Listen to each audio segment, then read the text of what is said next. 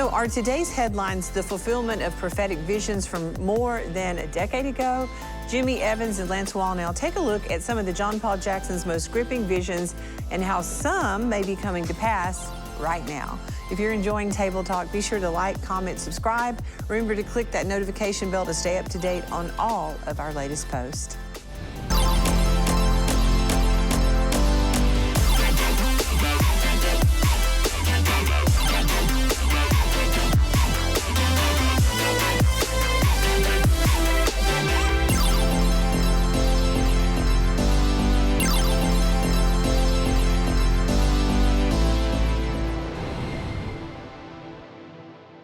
Well, we're hearing about lockdowns, food shortages, a housing crisis, runaway inflation. Like a perfect storm, these events are turning our world upside down. But were we warned about these headlines more than 10 years ago? Well, today we're going to find out. But first, joining me around the table is Lance Wallnau. Welcome back to the table. So good to have you. This is kind of interesting to go back to watchmen that are now with the Lord, but have prophetic words for today. Oh, it is. It's because Pastor Jimmy was talking about, he was saved in November 1973. No, it was 1973 though, right? May of 1973. I was saved the same year in November. Wow. So, and I discovered Dave Wilkerson right after that. And I remember how it freaked me out because I thought it was next week. His prophecy is going to happen any day. Yeah. And of course, if you missed that show, we did a show with Dave Wilkerson quotes from his book.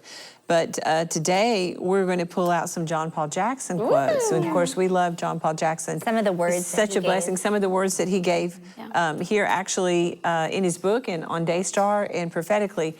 I know you love John Paul, Susie. I sure do. Yeah. And when he was first explaining it was hard to believe it. I remember when he used to talk about some of the things and I'd be like, we were talking about before the show, we're like, do you remember when he used to come and say this? And I was like, I don't know that that's going to happen. Because it was so just wild. Yeah. Like things you could never fathom would occur. And welcome, Rachel. We have literally lived through 2 years of shock. Yeah.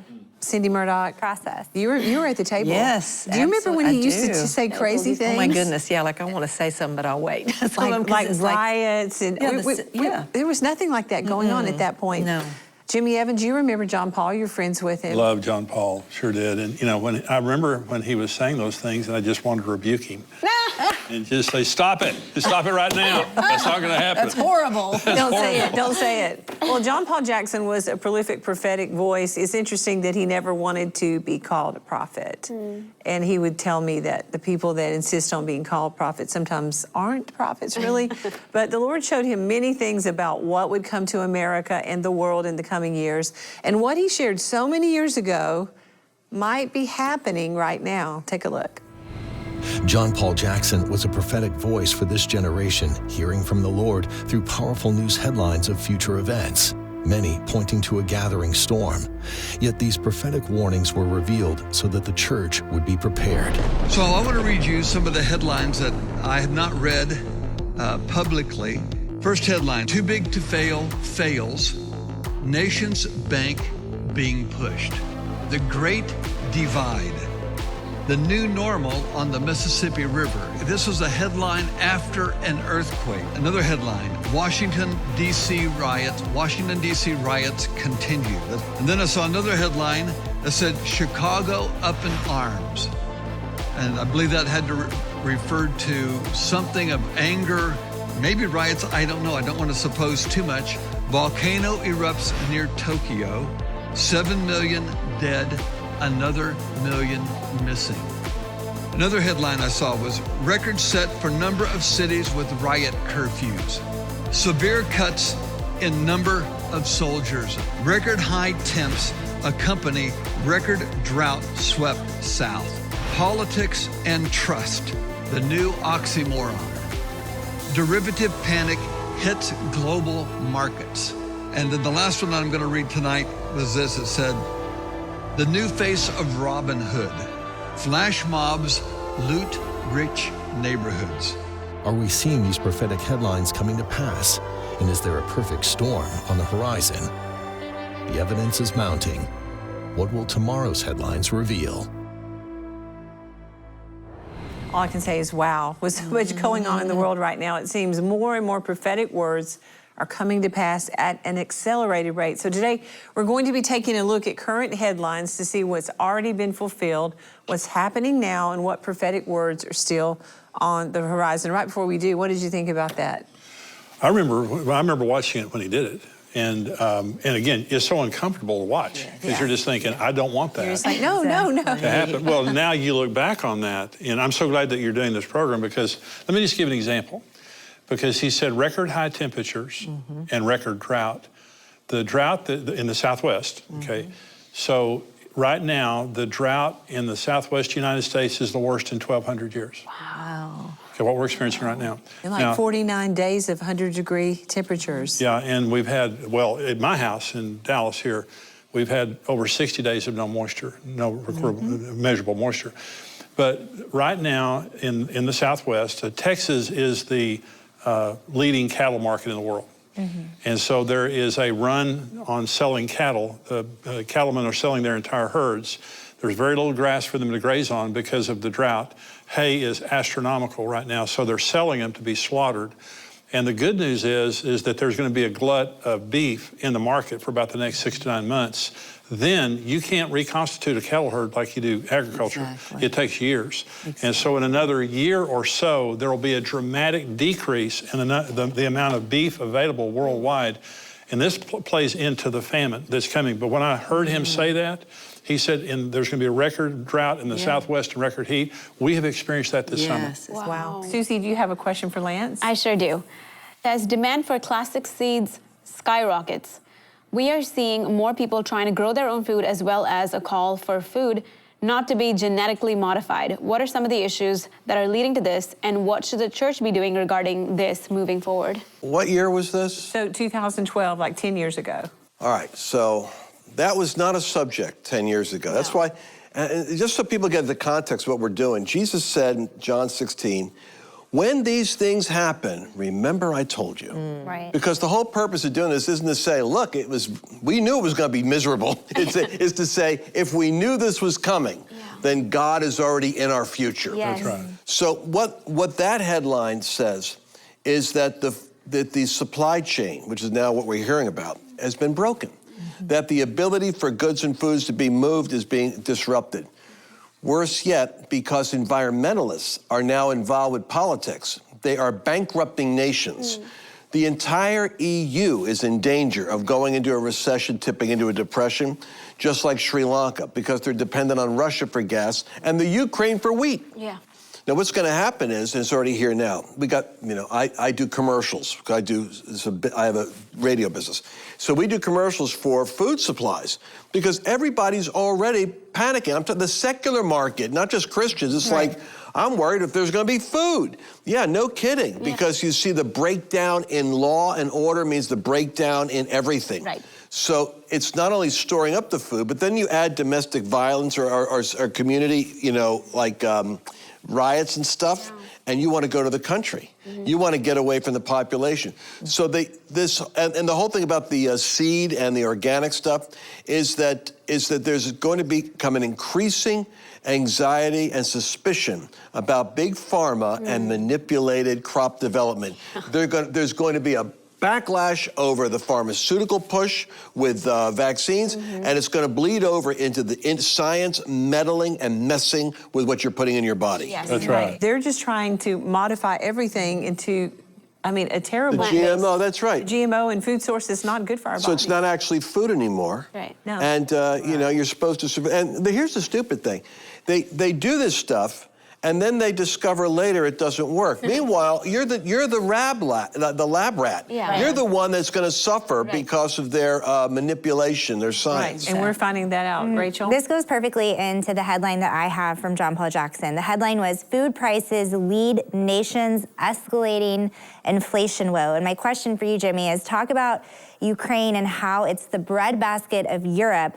And why is that important? And how is the war with Russia contributing to the food shortages and the skyrocketing prices that we're seeing? Russia, they control the fertilizer market in the world. Okay, so farmers are able to grow dramatically more because of fertilizer. And so Russia and the Ukraine supply a third of the world's grain. And so that has thrown all the world's supply into chaos. Right now, Italy, France, and Germany are having severe droughts. Italy's looking at a 70% reduction of crops right now because of drought. France is the 4th largest supplier of grain in the world.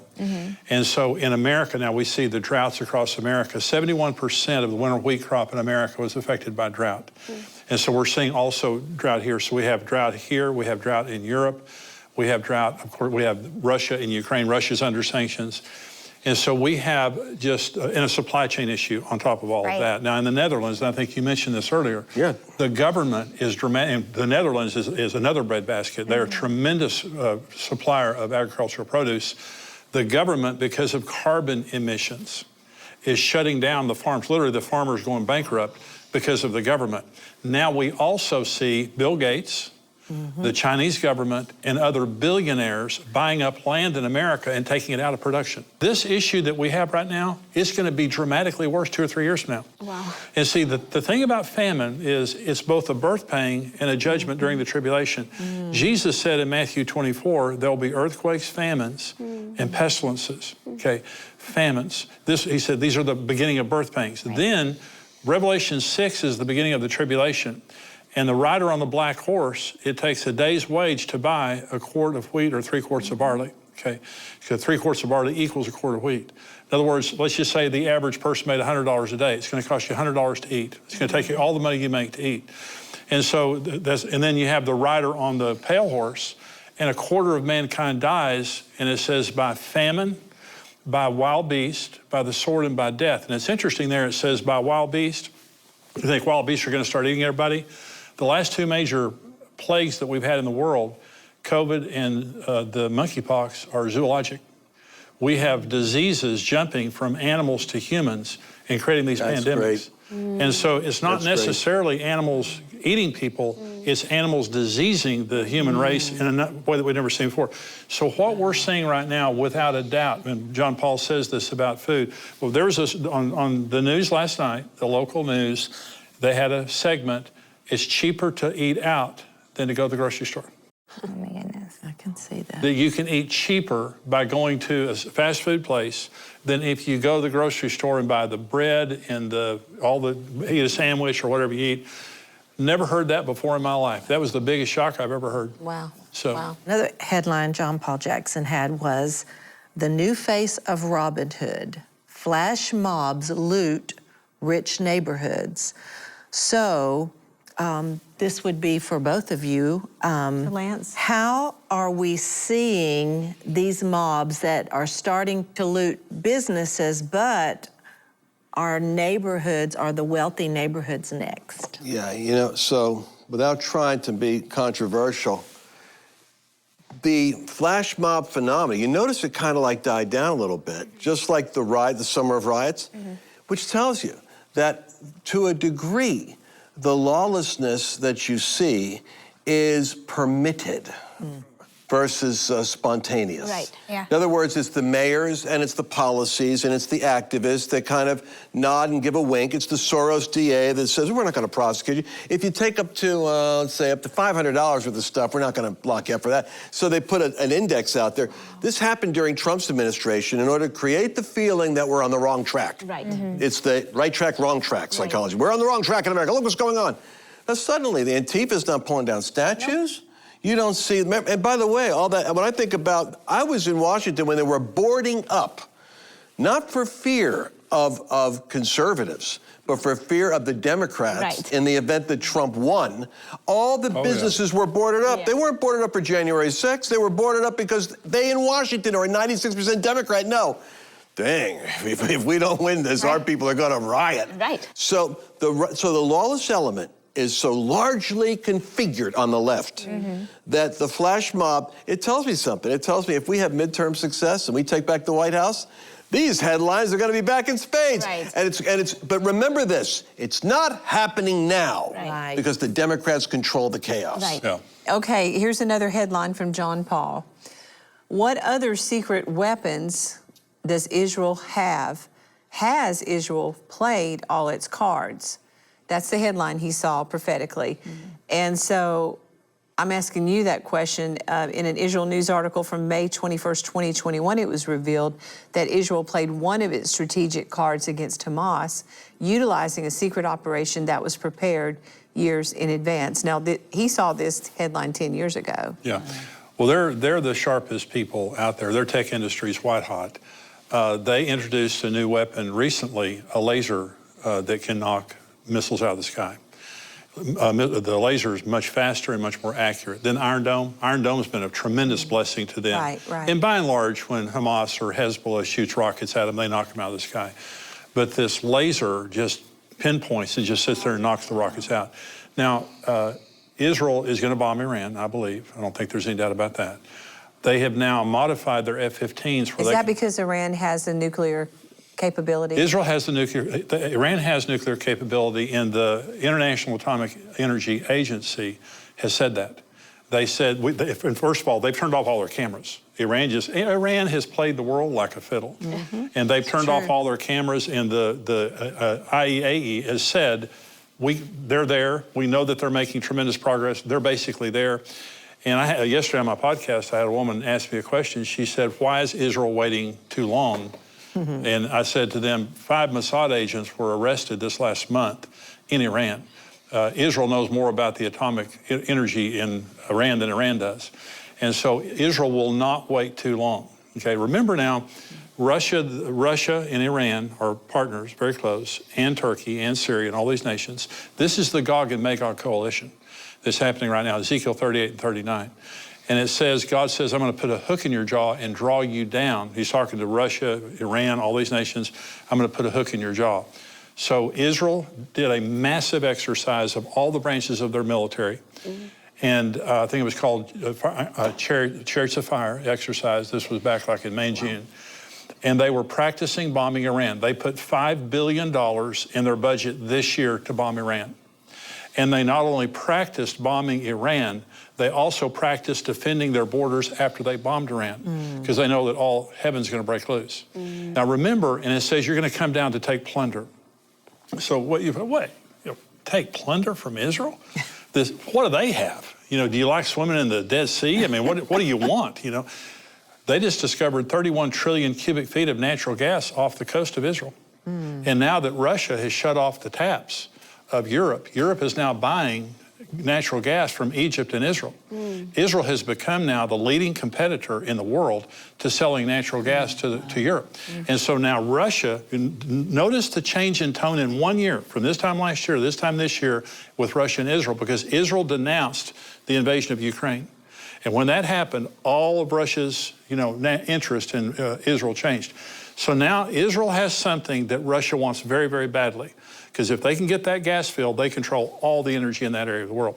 But it's interesting to me that Israel, they have the resolve. They know they must at all costs keep Iran from getting a nuclear weapon. To President Biden's credit, he has said the same thing. Now he's conflicted related to Israel, but related to Iran getting a nuclear weapon, he says that America is committed to the nth degree with all of our military in keeping them from doing that. But I believe very soon that Israel's going to bomb Iran. When it happens, I believe that very possibly we will see the beginning of the Gog and Magog war. And so, when do you see the Antichrist coming on the scene as it relates to, it's like Ezekiel 37 and 38, or even the bombing of Iran? Well, there's going to be, Daniel 9 tells us that the Antichrist is going to make a covenant, confirm a covenant with Israel for 7 years.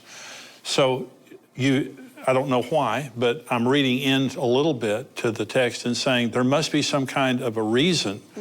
If the Gog and Magog war happened around that period of time, remember, it's going to be a rout. The Gog and Magog coalition is going to be routed by God. Israel exists because of World War II. The Holocaust of World War II produced an empathy toward the Jews that they couldn't find a place to live. And so the United Nations, partitioned Palestine, and they ultimately became a nation. Okay, I believe the Gog and Magog war will also produce an empathy toward Israel. And the Antichrist comes, the rider on the white horse is a man of peace, falsely. He makes this covenant of peace with them. And I believe the Antichrist is in the world today. I believe he's an adult. I believe he's probably in a position of power somewhere and ready to step on the world stage. This is just how I interpret, because of the severity of what's happened, the birth pangs. Jesus called them birth pangs. And I'm telling you, the birth pangs are so intense, and they're getting worse. Just look back to 2018 to right now, just the last 5 years. It is unbelievable, the change in the world. And Yes. so looking at what's happening, years ago, a decade ago, Iran was talking about nuclear weapons. They're not talking about nuclear weapons anymore. Right. We know that they have the capacity, or they're close to having the capacity. I mean, close as in weeks. And so something has to happen to mitigate Iran's threat toward Israel. And I believe the only scenario that I can see is Israel was going to bomb Iran. They're going to make the first strike, and there's going to be a price to pay for that. Okay, Susie, you have a question for Lance? I have a question for Jimmy. Okay. Okay. The headline says, Chicago up in arms, death toll mounts. More and more people are dying in Chicago, leaving many feeling like they live in a war zone. Just this past Memorial Day weekend, 52 people were shot. Is this a symptom of the world returning to the days of Noah? Yeah, it is.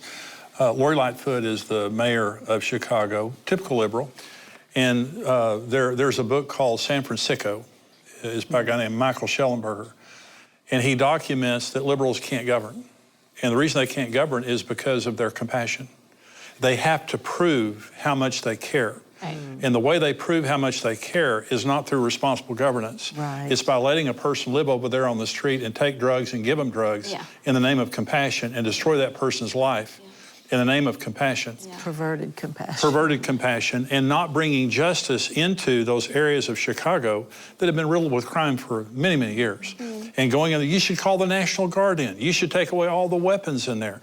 You should deal with the gangs. And the problem in inner city Chicago is fatherlessness. Yeah. You don't have fathers, and so young boys begin to act out. They become macho, they begin to act out, and they shoot each other. And Chicago's the Wild West, but it's lawlessness. Remember 2 Thessalonians 2, the Antichrist is called the lawless one. And now we have anarchy in America. We literally have sophisticated, formal anarchy in America. But the days of Noah, violence and immorality marked both societies. And so we see violence. We've had over 300 mass murders in America this year. But inner city Chicago is the worst area of America as it relates to violence. And they'll do nothing about it in the name of compassion. No, and what was crazier about that is if there's an incident of a shooting that takes place in Texas or someplace else, the entire news media descends on it with an obsession. Meanwhile, in Chicago, 30 people were just killed this weekend. Well, forget about that. How about in Texas? That's exactly And then they right. want to get the guns back. Beto O'Rourke's going to... No, they put do you remember, Susie, you saw in New York where they put Uvalde? Right. And they put an X through Texas in Times Square. You don't want to move there. Really? Yes. It said, don't go there. Yeah. I wanted to talk about something. I was stimulated by what was being said. When I started traveling with revivalists, this is the Move of God revival, post-Toronto, Pensacola, around the country. A lot of folks that came out of the Vineyard, I found out that they were actually voting Democrat and sympathetic and voting with Obama and all that. And here's the reason why, because you put your finger on it. Because to people that are low information voters, which is what Rush Limbaugh used to call them, they run by the empathy and compassion and emotion. And so when you talk about compassion, Christians, by and large, are going to lean towards empathy, sympathy, and mercy. So they see the hard line of justice and policing and all that stuff as being incompatible with the goodness and niceness of Jesus. Yeah.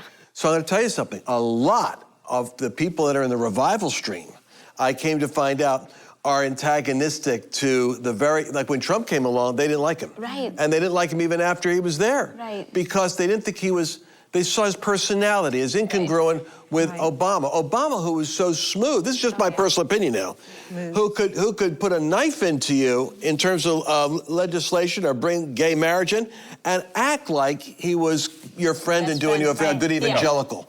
Trump comes along, can't be artificial, just is who he is, and people just didn't like. What I'm saying is, to this day, the church better wake up and realize that you're not having compassion on people when you do not have ordered governance. That's right. And in fact, you're creating greater problems. You're creating more addiction. People are being compensated in San Francisco. So I was watching one guy say he gets $600 a month from the government to live on the street. And so again, between that and getting food, and the police leave him alone, and he said, "Why would I want to work?" Yeah. That's Gosh. crazy. Rachel? Another news headline that John Paul Jackson saw was politics and trust, the new oxymoron. And Lance, this is for you. Let's talk about the FBI raiding Mar-a-Lago, and how do you see this contributing to the further erosion of the public's trust? And if they can do this to a former president, what can they do to the everyday American? Interesting data. Independents are 50-50 split on whether or not the raid is justified or not justified. Democrats are consistently 83% feel it's justified, and then like 83% or so Republicans feel it's outrageous. But I'm looking at that middle America, the independent people, that there's roughly about 15 to 20% in that group that are persuadable. They're watching. So what's always amazing to me is you and I can say something matter of fact, and we all agree, because we actually all agree. Right. But there's a whole other group out there that is listening to the same information twisted. And they're all agreeing that he isn't above the law. Above the law, what did he do? Right. He did nothing. Tell me, why did you go into his house that you don't have? Well, he had what? Nuclear codes? What's the story this week? So what I'm trying to say is that the American people have a visceral distrust of the FBI. That it's because they have watched the abuses all the way from Russiagate down to today. But what's I think to our advantage, to find the silver lining in this, is that I believe God's going to pour out his Spirit. I believe there is an end time outpouring. We haven't factored that in all of our apocalyptic projections. As this is happening, I think there is a populist backlash against the elites. What John Paul said that I thought was so interesting, or maybe it was Wilkerson, but it was that there was going to be an anti-movement against the environmentalism, extremism, because I believe there's going to come a moment when the average American is paying the price for food and for gas or doesn't have heat. And they say, who's responsible? And it's going to be clear it was the policy of the extreme environmentalists. And so I'm looking for a populist backlash. And if the Christian community can get into that wave properly, it can reap a harvest, because these elites are trying to subordinate the globe. Well, we are out of time again, but these were so good. Will you guys come back with some more updated information? Love We'll to. do this again. It's really neat having Lance and Jimmy, don't you think, Cindy? It's really good. Well, we are out of time. With so many things happening prophetically in our world, it can be easy to feel overwhelmed, but I want you to remember that God gives us these warnings to help us be prepared, but to also remind us that he is in control. So don't let the enemy try to make you afraid. God has you in the palm of his hand. And as always, if anything we've talked about today has stirred your heart, if you need prayer, if you're concerned about a family member, or maybe you're going through a tough time, that's why that number's on the screen. Our prayer partners are standing by, always ready to pray for you. You can go to daystar.com, click on prayer, send in your prayer request that way as well. But I hope you have enjoyed hearing from Jimmy and Lance today. For more from Lance, you can visit him online at lancewallnow.com. And of course, you can get more insight and resources from Jimmy by going to endtimes.com. Let us know your thoughts about today's discussion. Do you think we are seeing these prophetic headlines from John Paul Jackson come to pass? I believe we are. You can join the conversation online by leaving us a comment on Facebook, Instagram, Twitter, or YouTube. Thank you so much for watching. Be encouraged today. God is on the throne. And I tell you what, exciting days are ahead. And guess what? Jesus is coming again. We'll see you next time. Bye-bye for today.